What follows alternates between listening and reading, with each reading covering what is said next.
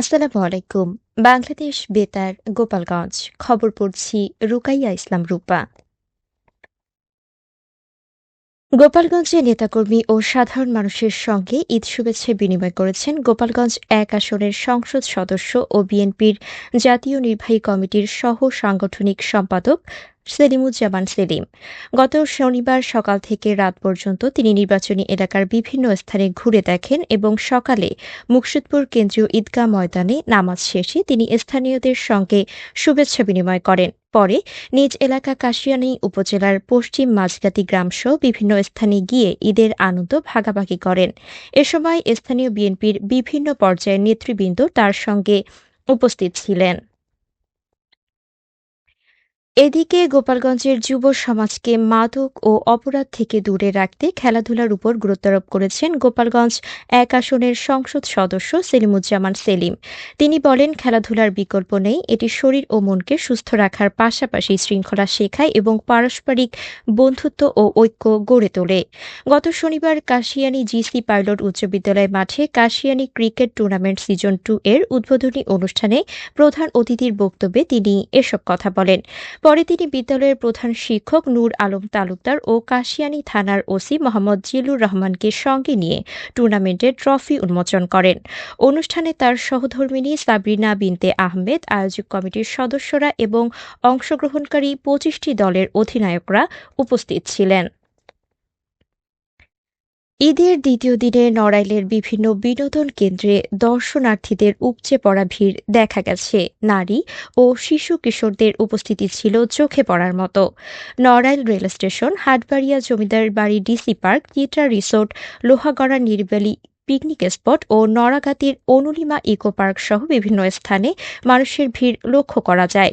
পরিবার পরিজন নিয়ে ঘুরে বেড়িয়ে শিশু কিশোররা আনন্দঘন পরিবেশে ঈদ উদযাপন করেছে। মাদারীপুরের শিবচর উপজেলায় পবিত্র ঈদুল ফিতরের ছুটিতেও মাতৃস্বাস্থ্য সেবা চালু রয়েছে। কাদিরপুর মডেল ইউনিয়ন স্বাস্থ্য ও পরিবার কল্যাণ কেন্দ্রে ঈদের দ্বিতীয় দিনে এক গর্ভবতী মায়ের সফল স্বাভাবিক প্রসব সম্পন্ন করেছে স্বাস্থ্যকর্মীরা। স্বাস্থ্যকেন্দ্র জানায়, ছুটির মধ্যেও শিবচরের বিভিন্ন ইউনিয়ন কেন্দ্রে এ সেবা অব্যাহত থাকায় গৃহপ্রসবের ঝুঁকি কমছে। এতে মা ও নবজাতকের নিরাপত্তা নিশ্চিত হচ্ছে এবং সাধারণ মানুষ সহজেই জরুরি চিকিৎসা সেবা পাচ্ছেন। সংশ্লিষ্টরা বলেছেন, এমন উদ্যোগ গ্রামীণ স্বাস্থ্যসেবা ব্যবস্থাকে আরও কার্যকর করে তুলছে। শরীয়তপুরের নড়িয়ায় আধিপত্য বিস্তারকে কেন্দ্র করে দুই পক্ষের সংঘর্ষে অন্তত ১৫ জন আহত হয়েছেন। আজ সকালে রাজনগরের তালতলা এলাকায় হাফিজ ভুইয়া ও রুবেল কাজী গ্রুপের মধ্যে এ সংঘর্ষের ঘটনা ঘটে। এ সময় কয়েকটি ককটেল বিস্ফোরণে এলাকায় আতঙ্ক ছড়িয়ে পড়ে। সংঘর্ষে উভয় পক্ষের অন্তত ৮টি বসতঘর ভাঙচুর করা হয়েছে বলে জানা গেছে। পরে পুলিশ ঘটনাস্থলে পৌঁছে পরিস্থিতি নিয়ন্ত্রণে আনে। আইনশৃঙ্খলা বাহিনী জানায়, বর্তমানে এলাকায় শান্ত পরিবেশ বিরাজ করছে এবং পরিস্থিতি স্বাভাবিক রাখতে তৎপরতা অব্যাহত রয়েছে। মাদারীপুরের কালকিনি উপজেলায় জাল টাকা সহ মোহাম্মদ আজিজুল ব্যাপারী নামে এক যুবককে আটক করেছে পুলিশ। এ সময় তার কাছ থেকে ১,৬৫,৫০০ টাকার জাল নোট উদ্ধার করা হয়। গতকাল রাতে গোপন সংবাদের ভিত্তিতে রমজানপুর এলাকায় অভিযান চালিয়ে তাকে আটক করা হয়। পুলিশের উপস্থিতি টের পেয়ে পালানোর চেষ্টা করলেও শেষ পর্যন্ত তাকে গ্রেফতার করতে সক্ষম হয়। পুলিশ জানায়, এ ঘটনায় মামলা দায়ের করা হয়েছে এবং জাল টাকা চক্রের অন্য সদস্যদের ধরতে অভিযান অব্যাহত রয়েছে। এবারে শুনুন কৃষি সংবাদ।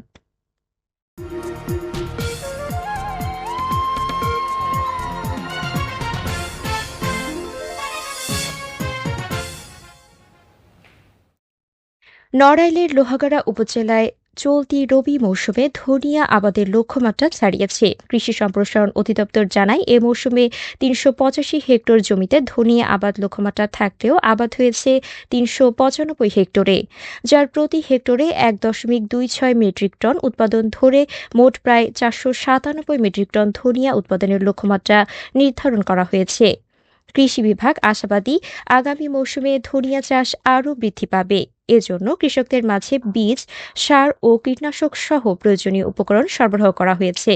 পাশাপাশি সরকারি ও বাণিজ্যিক ব্যাংকের মাধ্যমে কৃষি ঋণ বিতরণ করা হয়েছে। সবশেষে আবহাওয়া।